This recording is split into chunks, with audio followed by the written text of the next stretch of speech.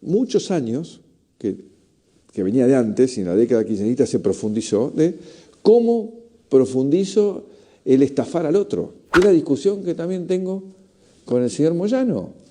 Cuando él cobra las cosas que cobra para su gremio, por izquierda, por derecha, contra este tipo de actitudes prepotentes, patoteras, que tiene esta persona Palazzo, como tantos otros que lo pueden llegar a tener. El señor Vidó, que lo llama, Pablo Vidó, en vez de darle vergüenza que el 90 y pico % de los argentinos que aún todavía no vuela, a pesar que ya han volado 500.000 de argentinos que nunca habían volado con toda esta revolución de los aviones, el 90% de los argentinos no vuela con frecuencia.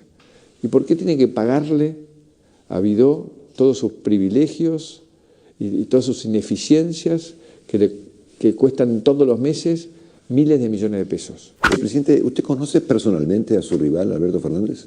Sí, tuve dos reuniones, una peor que la otra. Sí, todas las cosas que me dijo eran falsas, todo lo que se comprometió era mentira. ¿Qué impresión le causó la vuelta de Sergio Massa, que en algún momento estuvo ciertamente conectado con su gobierno? Usted viajó con usted a Davos en el año 2016, de su vuelta como candidato del kirchnerismo. Habiendo hecho los esfuerzos para, digamos, convencerlo de por dónde iba el mundo, y habiendo visto cómo se comportó, no me sorprendió. No me sorprendió, y alguna ventajita de haber sacado.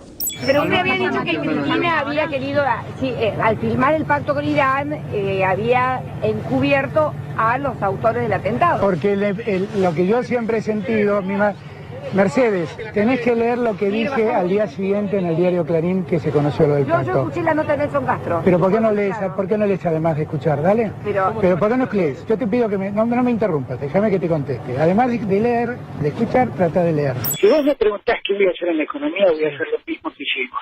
Alberto, todo lo que estás describiendo es de la primera etapa, la de Néstor, superávit comercial, superávit fiscal, dólar... Es lo que voy a hacer, es lo que me preguntaste. Pero después con Cristina, eso se fue, se evaporó.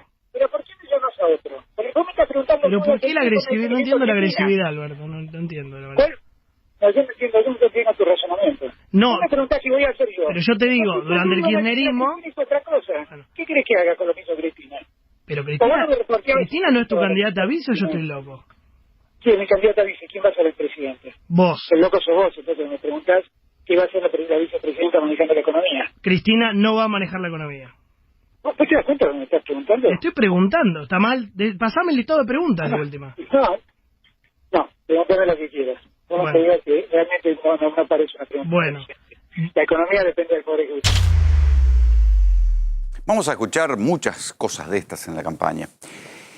Y la verdad es que yo creo que debe haber pocos ejemplos de una elección como esta, donde los que van a votar saben que salga presidente uno u otro, se juega el bolsillo, se juega el bienestar. Y si no, miren la estadística que se acaba de conocer, la estadística de la UCA de pobreza, 35% está la pobreza y está medida con un delay de 6 meses. El gobierno la agarró, la recibió del kirchnerismo, según la propia medición de la UCA, en 28%. En un momento dado la había bajado a 24% y ahora se le disparó a 35%. O sea que hay, en los propios parámetros del gobierno, hay 7 puntos más, punta a punta, de pobreza que...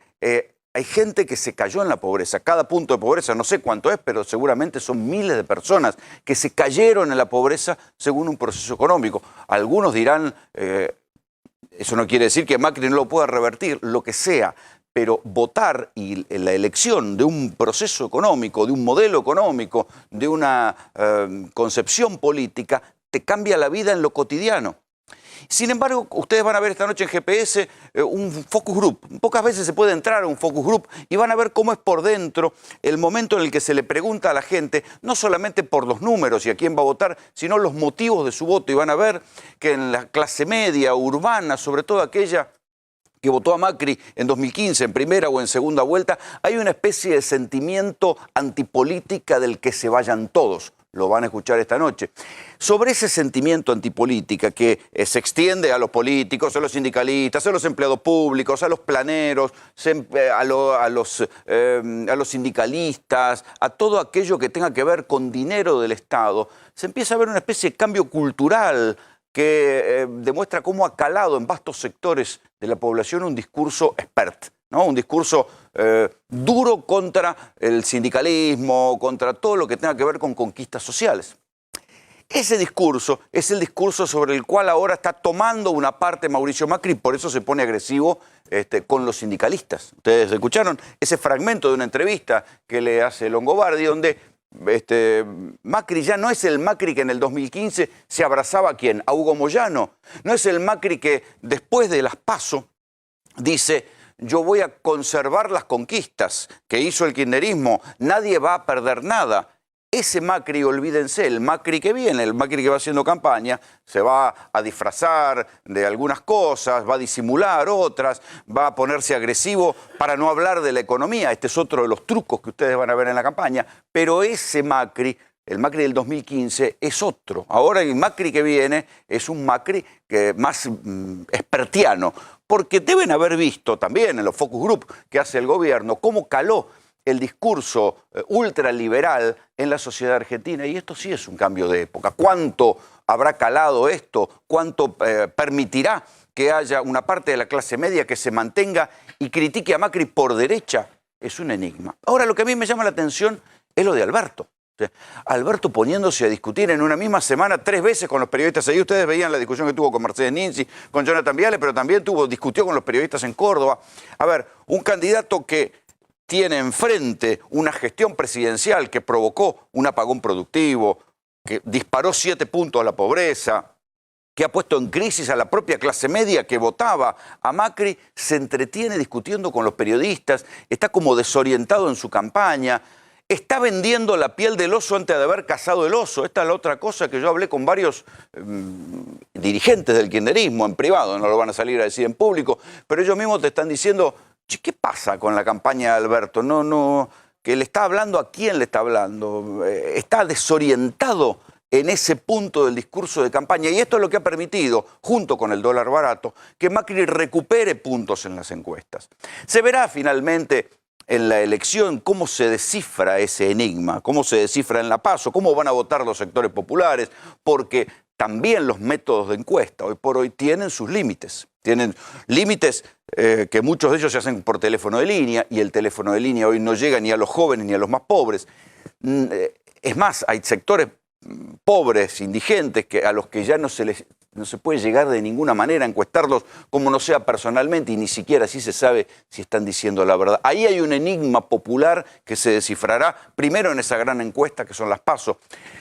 Pero lo que uno está viendo es una campaña electoral donde se juegan cosas importantes pero se discuten boludeces. Y si no, escuchen lo de Carrió ayer, que ya tiene un nivel de delirio importante, ¿no? Digamos decir, que Cristina se va a Rusia para discutir el hackeo de las elecciones.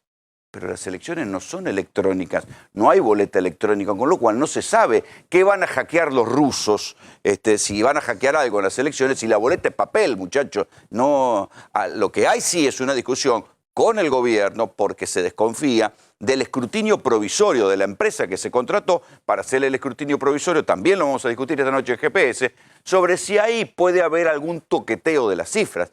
Pero está el nivel de delirio, digamos, de las boludeces que se escuchan en la campaña, por ejemplo esta de Carrió, que dice que los rusos van a favorecer a Cristina, cuando en verdad lo que se está discutiendo en Estados Unidos es cómo los rusos ayudaron a Trump, que es el aliado de Macri, y en todo caso es Macri se reúne con Putin. Bueno, hay que estar atento a las cuestiones idiotas que nos van a querer instalar en la campaña electoral frente a las cuestiones importantes que hay que discutir. Y también sería interesante que los candidatos que deberían discutir las cuestiones importantes no se entretengan peleando con los periodistas. Bienvenidos. Esto es GPS.